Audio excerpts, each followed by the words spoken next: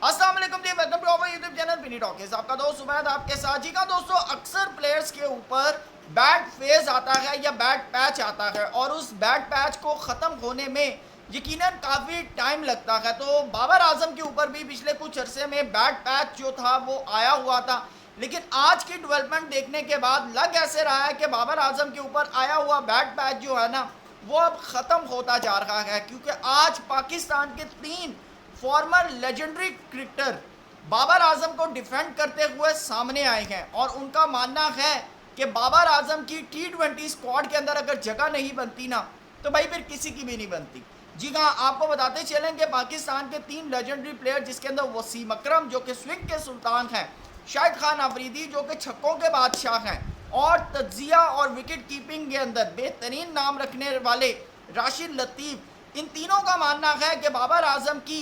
T20 squad के अंदर जगह यकीनी बनती है। जी हाँ, क्या कुछ कहा है वो इस वीडियो में आपके सामने रखेंगे। साथ आपको बताएंगे कि पाकिस्तान की टेस्ट क्रिकेट क्यों दिन ब दिन गिर रही है और इसको कैसे बेहतर किया जा सकता है, और साथ ही साथ आपको बताते चलें कि राशिद लतीफ़ साहब का मानना है कि जो 2 टायर ऑफ टेस्ट क्रिकेट है ना ये नहीं चलेगा, क्योंकि अगर T20 वर्ल्ड कप के अंदर 2 टीमों का सिस्टम नहीं चल सकता और अगर चैंपियंस ट्रॉफी के अंदर 2 टायर ऑफ क्रिकेट नहीं चल सकती और अगर वनडे वर्ल्ड कप के अंदर 2 टायर ऑफ क्रिकेट नहीं चल सकता तो टेस्ट क्रिकेट के अंदर भी नहीं चल सकता। जी हाँ, क्या अपडेट्स आ रही हैं तमाम चीज़ें आपके सामने रखेंगे। चैनल पे नया है तो इसको सब्सक्राइब करें, वीडियो पसंद आए तो लाइक करें और कमेंट सेक्शन में अपनी कीमती राय से ज़रूर आगाह कीजिएगा। जी हाँ दोस्तों, आपको बताते चलें कि आज सबसे पहले स्विंग के सुल्तान वसीम अकरम साहब बड़ा धड़ल्ले से बोले और कहते हैं कि अगर मेरे पास अथॉरिटी हो, मेरे पास अगर अथॉरिटी हो तो मैं बाबर आजम का हाथ पकड़ के ना पाकिस्तान का T20 स्क्वाड तक छोड़ के आऊँ। उनका मानना है कि अगर आप किसी बड़ी टीम के खिलाफ आप अगर 150 अगर 160 रन चेस कर रहे हैं और आप विकेट नहीं गिरने दे रहे, तो उन्होंने कहा इससे बेहतर आपके T20 स्क्वाड का हिस्सा होने का कोई सबूत नहीं चाहिए। बेसिकली वो 152 फॉर 0 जो इंडिया के खिलाफ पाकिस्तान ने खेली थी उस इनिंग का जिक्र कर रहे थे, जिसके अंदर बाबर आजम और मोहम्मद रिजवान ने दोनों ने बड़ी शानदार पार्टनरशिप दिखाई थी और बगैर किसी नुकसान के पाकिस्तान T20 वर्ल्ड कप में जो था मैच जीता था अगेंस्ट इंडिया। तो बेसिकली वो उसकी जो है बात कर रहे थे, लेकिन साथ उनका मानना है कि बाबर आजम जैसे एक्सपीरियंस प्लेयर का पाकिस्तान के स्क्वाड के अंदर होना ज़रूरी है, क्योंकि ये ऐसे प्लेयर हैं कि जो सिचुएशंस के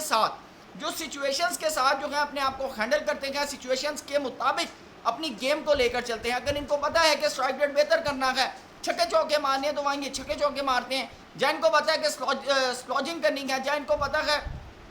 कि आपने एंकर शॉट्स खेलनी है, स्ट्राइक रोटेट करनी है, तो ये सारे मामला को जो है हैंडल करते हैं। अकॉर्डिंग टू वसीम अकरम, बाबर आजम का पाकिस्तान का T20 स्क्वाड का एशिया कप के लिए और T20 वर्ल्ड कप के लिए स्क्वाड का हिस्सा होना बहुत ज़रूरी है। आपकी क्या राय है वसीम अकरम के मुताबिक, कमेंट सेक्शन में आप लोगों ने ज़रूर बताना है। अब आते हैं शाहिद खान अफरीदी के ऊपर। शाहिद खान अफरीदी बाबर आजम के मुतालिक कहते हैं कि बाबर आजम के साथ साथ जो इस वक्त आप यंगस्टर्स को मौका दे रहे हैं, अगर तो ये अपना जिस तरह के अग्रेसिव स्ट्राइक रेट के साथ खेले, जैसे हसन नवाज है 200 का स्ट्राइक रेट है, मोहम्मद हारिस का 152 का, 142 का साइम अयूब का है, लेकिन बाबर आजम का स्ट्राइक रेट 129 का T20 के अंदर और मोहम्मद रिजवान का स्ट्राइक रेट 114 का है T20 के अंदर। तो शाहिद खान अफरीदी का मानना है कि अगर बाबर आजम के मुताबिक अगर बाबर आजम अपना स्ट्राइक रेट बेहतर करते हैं और अगर ये लड़कियों अगर मेहनत करना कम करते हैं और अगर इनका स्ट्राइक रेट गिरता है, तो फिर उन्होंने कहा कि फिर इनसे बेहतर तो बाबर और रिजवान का स्ट्राइक रेट है, फिर तो इन दोनों को टीम में होना चाहिए। लेकिन अगर ये अपने जो नए लड़के हैं अगर अग्रेसिवनेस मज़ीद कंसिस्टेंसी के साथ दिखाते हैं और विकेट्स नहीं गिरते और अगर अच्छी फॉर्म के अंदर नज़र आते हैं, लेकिन उनका फिर भी मानना है कि इन जैसे बाबर और रिजवान जैसे एक्सपीरियंस प्लेयर का एशिया कप और T20 वर्ल्ड कप के लिए स्क्वाड का हिस्सा होना बहुत ज़रूरी है। प्लेइंग 11 में आते हैं या नहीं आते वो बात की बात है, लेकिन स्क्वाड का जो पार्ट है ना वो इन दोनों को ज़रूर होना चाहिए, क्योंकि ड्रेसिंग रूम शेयर होने से भी बहुत सी चीज़ें शेयर होती हैं। ये मैं आपको बता दूं, देखें आपका अगर बाबर आजम और रिजवान के साथ अगर आप ड्रेसिंग रूम शेयर कर रहे हैं, आप उनसे सीखते हैं, क्योंकि इन दोनों का बहुत ज़्यादा एक्सपीरियंस है T20 क्रिकेट के अंदर। तो शाहिद खान अफरीदी के मुताबिक इन दोनों का जो है वो पाकिस्तान के T20 स्क्वाड का हिस्सा होना बहुत ज़रूरी है। अब आते हैं राशिद लतीफ़ के ऊपर। राशिद लतीफ़ ने तो बड़ा स्ट्रेट अवे कहा, उन्होंने कहा है कि अगर T20 के अंदर 9वें नंबर पर आने वाली टीम के 1000 रन करने वाले बाबर आजम अगर वो पाकिस्तान का T20 स्क्वाड का हिस्सा नहीं बन सकते ना, तो भाई सलमान अली आगा ने तो 350 की हैं, तो वो तो इस टीम के करीब भी नहीं आ सकते। वैसे मैं आपको बड़ा क्लियर बताऊं, राशिद लतीफ़ एक वाइड प्लेयर हैं कि जिन्होंने ये बात की थी कि मेरे मुताबिक बाबर और रिजवान का T20 कैरियर ओवर हो चुका है और पाकिस्तान क्रिकेट बोर्ड जो है वो इनको अब T20 के अंदर फर्दर आगे नहीं रखना चाहता। साथ ये राशिद लतीफ़ साहब ने कहा था। उन्होंने कहा था जो स्ट्राइक रेट को इंक्रीज़ करने की बातें हैं ना, ये सब और सब एक लॉलीपॉप है, जबकि पाकिस्तान क्रिकेट बोर्ड ने मेंटली तौर पर यह बात जेहन में रखी है कि भाई इनका T20 कैरियर ओवर हो चुका है। ये सिर्फ हाँ,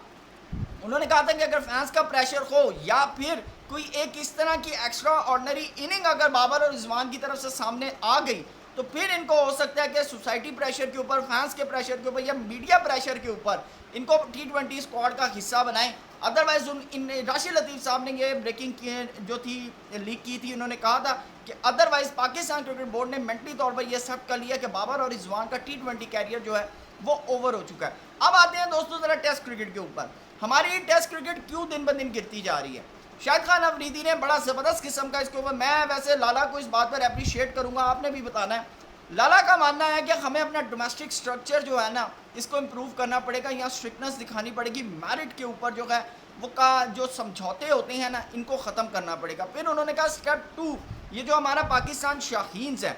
उन्होंने कहा कि इसका क्राइटेरिया हमें बहुत हाई रखना है कि जब यंगस्टर कम से कम डोमेस्टिक से पाकिस्तान शाहीन्स के अंदर आता है ना, तो उसको कम से कम इतना यकीन हो कि भाई पाकिस्तान खेलना कोई इतना आसान नहीं है।